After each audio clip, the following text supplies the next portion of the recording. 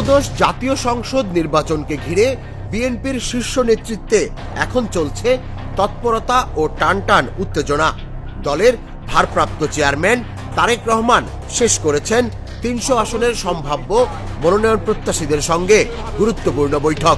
2 দিনব্যাপী এই ভার্চুয়াল সভা যেন ছিল এক ধরনের নীরব স্ক্রিন টেস্ট, যেখানে প্রার্থীরা নিজেদের যোগ্যতা তুলে ধরেন আর তারেক রহমান শোনেন, যাচাই করেন এবং নির্দেশনা দেন।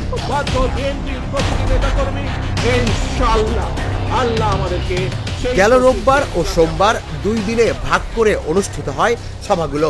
প্রথম দিন রংপুর, ফরিদপুর, ময়মনসিংহ, কুমিল্লা ও চট্টগ্রাম বিভাগের প্রার্থীরা অংশ নেন। পরদিন রাজশাহী, খুলনা, বরিশাল, সিলেট ও ঢাকার মনোনয়ন প্রত্যাশীরা যোগ দেন। সভার কেন্দ্রীয় বার্তা ছিল একটাই: ঐক্য, শৃঙ্খলা ও তৃণমূলের সঙ্গে সংযোগ। তারেক রহমান সোজাসাপটা ভাষায় জানান, যাকে দল মনোনয়ন দেবে সবাইকে তার পক্ষে একসঙ্গে কাজ করতে হবে। ব্যক্তিগত উচ্চাকাঙ্ক্ষা নয়, লক্ষ্য হবে ধানের শীষের বিজয়। তিনি সতর্ক করে বলেন, কোনো আসনে বিভেদ বা দ্বন্দ্ব দেখা দিলে তা শুধু দলের ক্ষতি নয়, আন্দোলনের শক্তিকেও দুর্বল করবে। তাই প্রতিটি প্রার্থীকে স্থানীয় সহকর্মী, সমর্থক ও জনগণের সঙ্গে নিবিড় সম্পর্ক রেখে মাঠে নামার নির্দেশ দেন তিনি।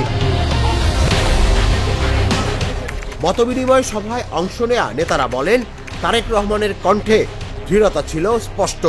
এই নির্বাচন হবে বিএনপির জন্য বড় চ্যালেঞ্জ, কিন্তু ঐক্য থাকলে জয় অসম্ভব নয়। স্থায়ী কমিটির সদস্য সালাউদ্দিন আহমদ বলেন, বিএনপির অস্ত্র বিভেদ নয়, ঐক্য, আর এই ঐক্যই জাতির মূল শক্তি।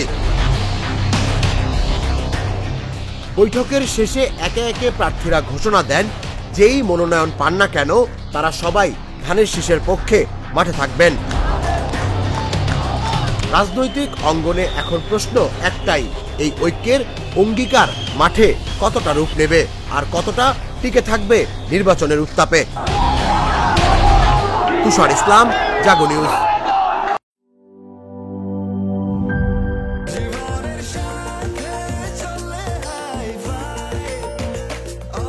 স্বাস্থ্যকর অল টাইম, সব সময় অল টাইম হেলদি লাইফ।